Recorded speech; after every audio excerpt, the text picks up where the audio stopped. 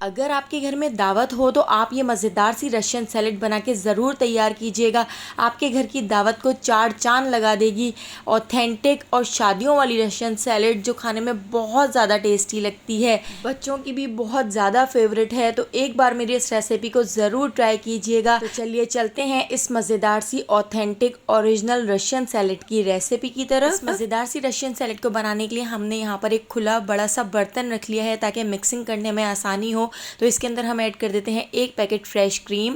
इसके साथ ही जितनी हमने फ्रेश क्रीम ऐड की है उतनी ही हम इसके अंदर मायोनीज़ ऐड कर देते हैं। तो दोनों चीज़ों की क्वांटिटी बिल्कुल बराबर है। इस तरह से बिल्कुल परफेक्ट रशियन सैलेड बनकर तैयार होती है और टेस्ट भी बहुत ही मज़ेदार सा आता है। तो यहाँ पर अब इसके अंदर हम ऐड कर देते हैं 1 कप चीनी। तो यहाँ पर छोटा कप मैंने लिया है। अगर चमचे से नाप कर बताऊँ तो 7 to 8 टेबल स्पून मैंने इसके अंदर चीनी ऐड की है। चीनी आप अपनी मर्ज़ी से कम या ज़्यादा कर सकते हैं। 1 टेबल स्पून पिसी हुई काली मिर्चें ऐड कर दी हैं।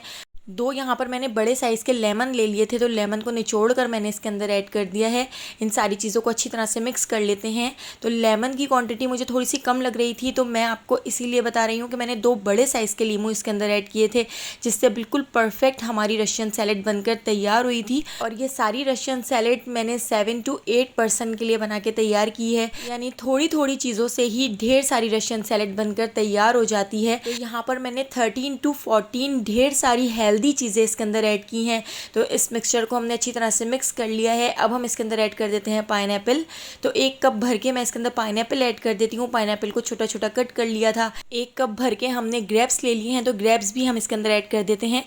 एक बड़े साइज़ के एप्पल को क्यूब्स में कट करके ये भी हम इसके अंदर ऐड कर देते हैं। और यहाँ पर हमने एक आलू ले लिया था। आलू को बॉईल करने के बाद छोटा छोटा इस तरह से कट कर लिया है, तो आलू भी ऐड कर देते हैं। यहाँ पर 1 कप हमने फ्रोज़न कॉर्न ले लिए हैं, तो फ्रोज़न कॉर्न भी हम इसके अंदर ऐड कर देते हैं। फ्रोज़न कॉर्न को पहले से बॉईल कर लिया था। एक दरमियाने साइज़ की गाजर कट करके इसके अंदर ऐड कर दी है।